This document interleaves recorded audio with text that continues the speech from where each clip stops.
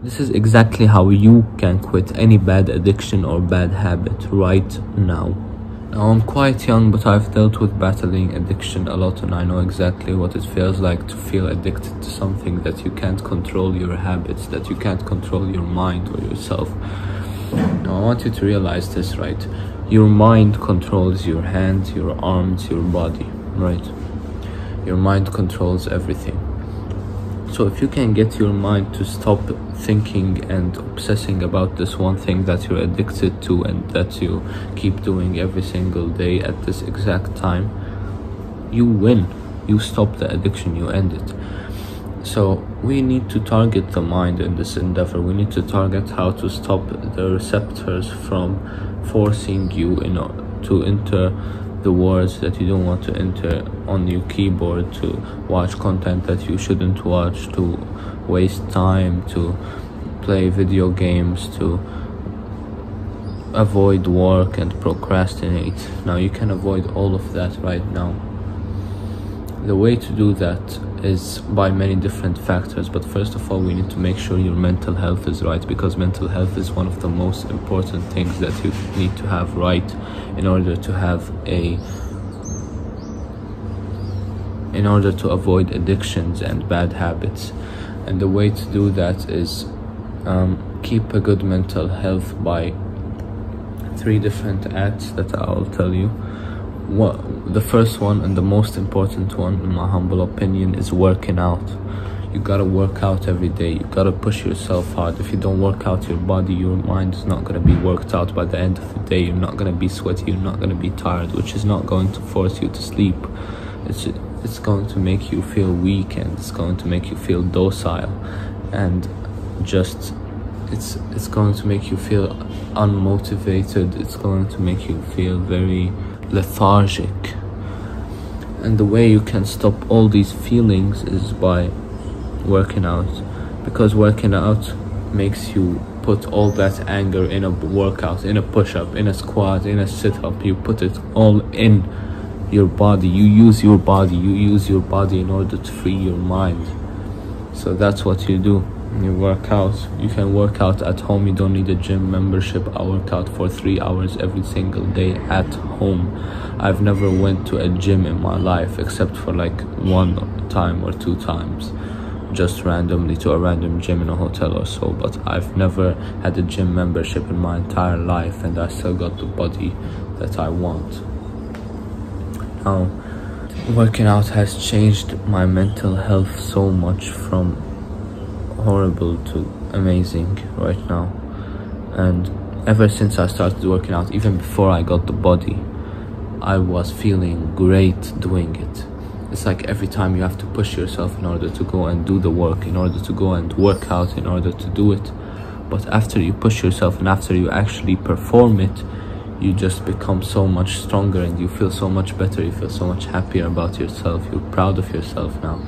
You no longer hate yourself, which is what mental health is really all about. Mental health is all stemming from a condition of self-hatred, believe it or not. It all comes from there. You need more self-love, and the way you can love yourself is by becoming the man. And what I mean by becoming the man is becoming a successful man at every single human endeavor. And the way you can do that is by becoming a G through working out. One of the most important things that you could be serving for yourself and for your mental health as well. Not only does it improve your physical health, but it also improves your mental health. So you have to do that. Now you gotta understand something. Physical health and mental health are 2 very, very linked types of health and types of keeping your body and yourself situated and balanced and healthy. So you can't have mental health without physical health. If you see a fat person, an obese person, a morbidly obese person, he is usually not happy, he is usually not satisfied. Even if he tries to say, oh, fat positivity, he is not happy, he is not positive about being fat. Nobody is positive about being genuinely fat or obese, because nothing is positive about it. It's simply a bad health condition that ruins your body and ruins your health and makes you die at the age of 40. There's nothing positive about it. So if you're not working out, you have to start right now. Yeah, and when you start working out, do not overthink it. Do not think, oh, what exercise should I be doing, oh, what form should I be having, and just keep searching stuff up. Don't do that. Now you can search a little bit up and research the whole exercises that you could be doing, but do not overthink it. Just do the work. Just do push-ups, like just do anything that you can do right now at your disposal, and do not overthink it, because a lot of people who just got into working out would overthink this step, but the most important step is actually beginning and putting your foot in the door. So do that right now. Do not procrastinate this. This is one of the most important decisions you'll take in your life. If you actually work out every single day consistently, your life will change completely, and in 2 years you will look like a beast. You'll look like a giant, trust me. You'll look from this to this. You'll look something like that. You'll look even better than that, actually, because the difference between these two pictures are only 1 year, actually. But yeah, second thing, after working out, in order to improve your mental health and stop and end any addiction, is meditating. Now, a lot of people would argue against the meditating and say that it's actually not healthy and it's actually not scientifically proven and so on, but it is scientifically proven. There's a lot of research. Meditating is one of those exercises that gets you spiritually right, and spiritual health is also part of mental health.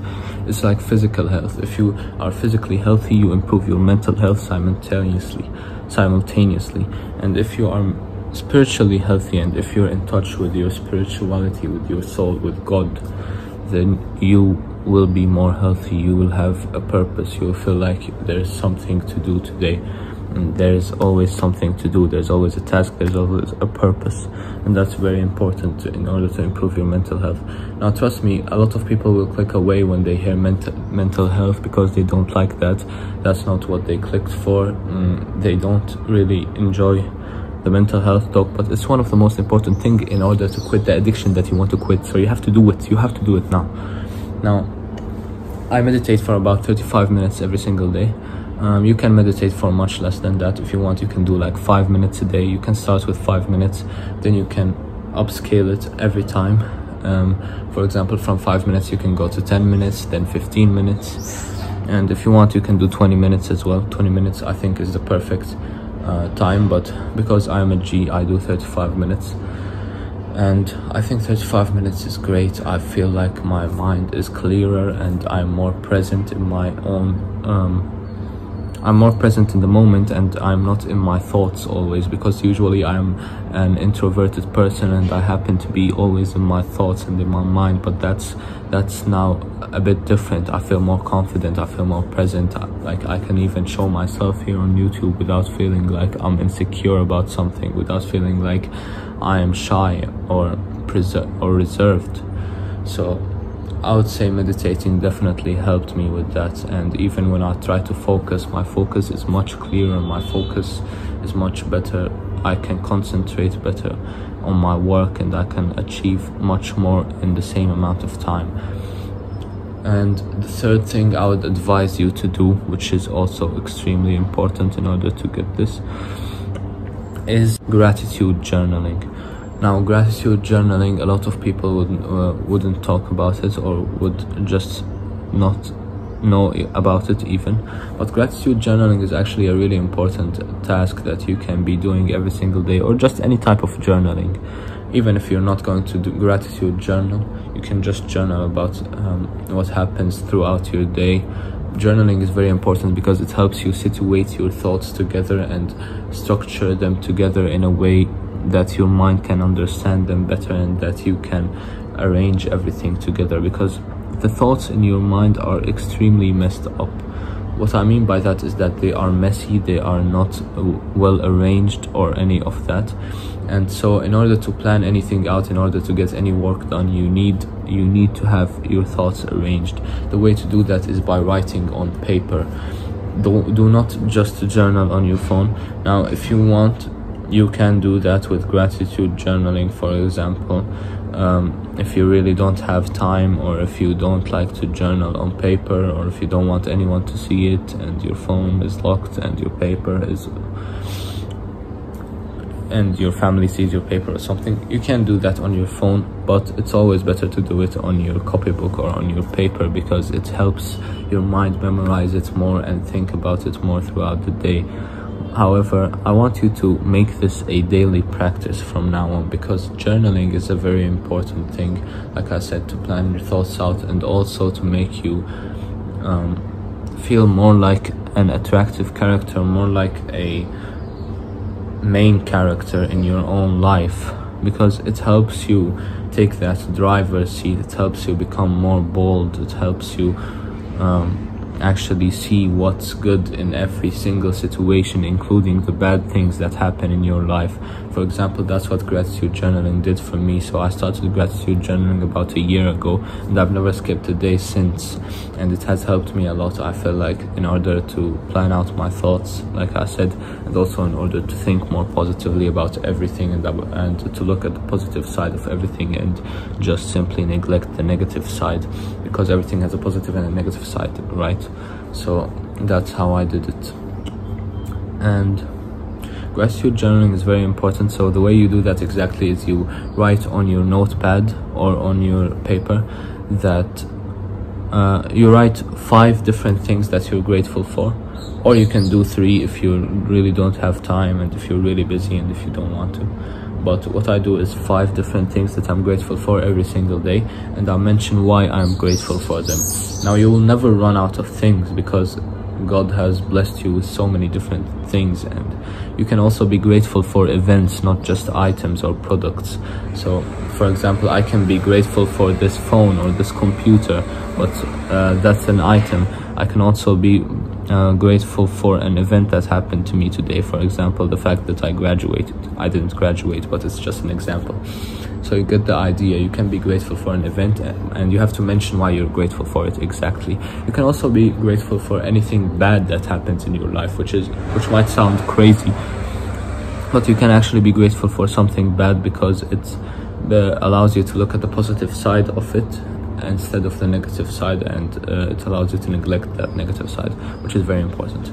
So these 3 acts, if you do them every day, you'll improve your mental health, and you will be able to quit any addiction that you want, because your mind will simply control your hands properly. Now, one bonus thing that I can provide you with is the fact that you have to keep yourself always busy with work. Do not just watch YouTube all day or binge watch some entertainment content. Do not do that, because that will allow you to feel like a loser, and that will make you more prone to doing these bad habits. Now, if you, for example, smoke cigarettes or drink alcohol, I would advise you to keep yourself busy and try to switch the act.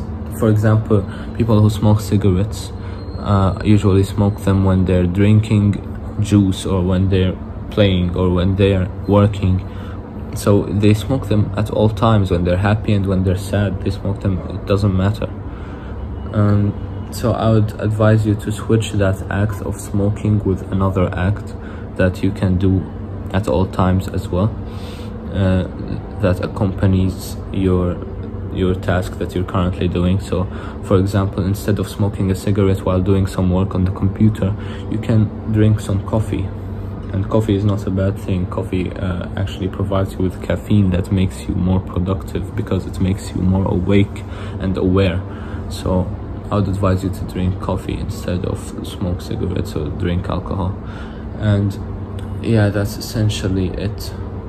Make sure you always keep yourself busy with work that actually matters and that actually leads you towards your purpose and towards what you currently are thinking of in life and what you currently desire.